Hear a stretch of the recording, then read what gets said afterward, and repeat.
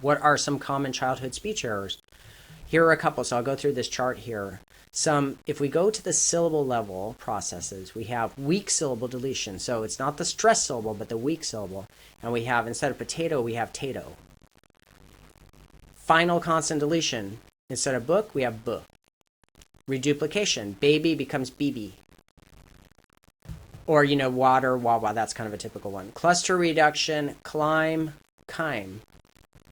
We also have some substitutions. Stopping, so I mentioned that one. So for example, soup has a fricative at the beginning, soup, but you might say toop. A baby might say toop.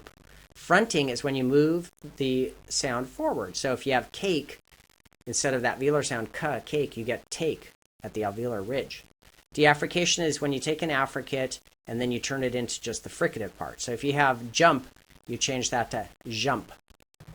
Liquid gliding is if you take a liquid like, the L in like, and then you glide it. So in this case, you would do wike. And vocalization is when a liquid or a sound becomes a vowel. And so in the word line, it could be yine.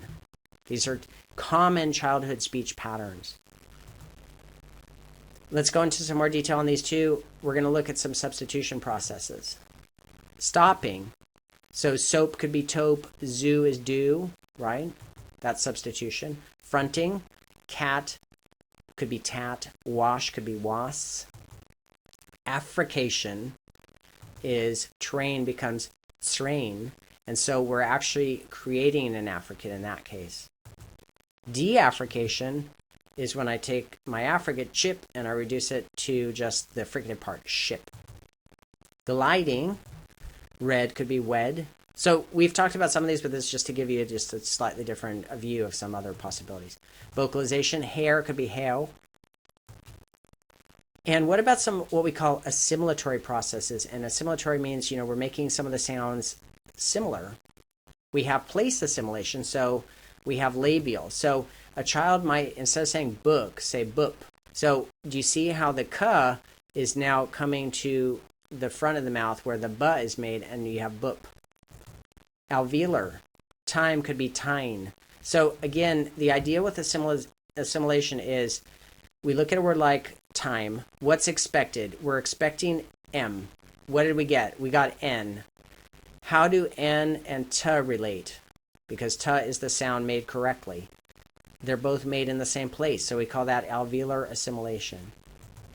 Velar. Cup could be cup. Manner assimilation. It could be a fricative, so sitter could be sisser. Lateral assimilation. So later could be lela. Nasal assimilation. Night could be nine. So again, the basic idea with assimilation is what changed, and then compare what changed to something else already in the word, and then what do they have in common? That's the type of assimilation.